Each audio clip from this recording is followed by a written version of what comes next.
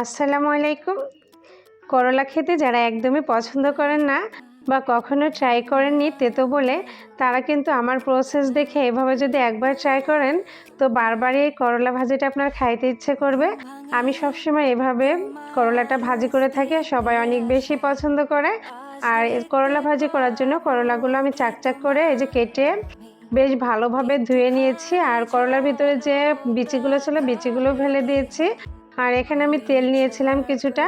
আসলে করলা ভাজিতে তেলের পরিমাণটা একটু বেশিই দিতে হয়। তারপর আমি লবণ দিলাম এবং এখানে ৪ টা মাত্র কাঁচামরিচ দিয়েছি। যেহেতু এটা তেতো সবজি সেহেতু মরিচের পরিমাণটা একদমই কম দিতে হয়। আবার করলাতে মরিচটা না দিয়েও ভাজি করলে সেটাও ভালো লাগে। যেহেতু আমরা বাঙালি আর বাঙালিদের ঝাল ঝাল খাবারটাই বেশি পছন্দ, তাই আমি এখানে ৪ টা কাঁচামরিচ ব্যবহার করেছি। এইভাবে করলা রান্না করলে করলা কিন্তু একদমই তেতো লাগে না আর খাইতে অনেক বেশি মজার হয়। এটা দেখুন, আপনারা যদি একবার ট্রাই করে থাকেন তাহলে বুঝবেন যে আসলে করলা ভাজিটা কতটা মজার হতে পারে। গরম ভাতের সাথে করলা ভাজি অসম্ভব ভালো লাগে। আর বিশেষ করে যদি আপনি ঠিক এভাবে রান্না করেন তাহলে তো একদমই দুর্দান্ত হবে। যারা কখনোই করলা খাইতে পছন্দ করে না তারাও কিন্তু করলা দিয়ে গরম ভাত একদম চেটে পুটে খেয়ে নিবে আর এটা খাওয়ার জন্য বারবার রিকোয়েস্ট করবে। আর এই যে করলা ভাজির যে গোপন টিপস, সেটা হচ্ছে করলাটা যখন মাঝামাঝি হয়ে যাবে ভাজি করা, ঠিক তখন আমি এর ভিতরে দিয়ে দিয়েছি পেঁয়াজ। আর পেঁয়াজের পরিমাণটা অবশ্যই বেশি দিতে হবে।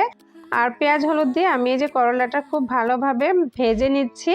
তো আমি পেঁয়াজ ভাজটা পরে দিয়েছি, তার কারণ এটা যে পেঁয়াজটা যদি আমি প্রথমত দিতাম তাহলে করলার সাথে একদম বেশি ভাজা হয়ে যেত আর তখন করলা ভাজিটা একদমই মজার হতো না। তাই আমি যখন করলাটা হাফ সিদ্ধ হয়ে গেছে ঠিক তখনই আমি এভাবে পেঁয়াজগুলো দিয়েছি। আর আপনারা একটু লক্ষ্য করে দেখুন যে আমি পেঁয়াজগুলো কিন্তু একদমই মিহি কুচি করিনি, আমি জাস্ট একটু মোটা করে কেটে রেখেছি যেন এটা ভাজতে ভাজতে তখন একেবারেই শুকিয়ে না যায়, খুব বেশি ভাজা না হয়ে যায়। আর পেঁয়াজগুলো আস্তে আস্তে থাকবে ঠিক করলার মতো। করলা ভাজি আর পেঁয়াজ ভাজিটা ঠিক একই লেভেলে ভাজা হবে, তাহলে কিন্তু করলার স্বাদটা বেশি মজার হয়। আর এই যে দেখুন, আমি খুব ভালোভাবে করলাটা ভেজে নিচ্ছি আর আমার করলা ভাজিটাও হয়ে গেছে। আর আপনারা অবশ্যই এভাবে ট্রাই করে দেখতে পারেন। আর এভাবে যদি একবার ট্রাই করেন তো এটা কিন্তু বারবারই খাইতে ইচ্ছে করবে। আর আমি যখনই করলাটা ভাজি করি ঠিক এভাবে পেঁয়াজটা পরে দিয়ে খুব সুন্দরভাবে ভেজে নিই আর একদমই তেতো লাগে না, অসম্ভব মজার হয়।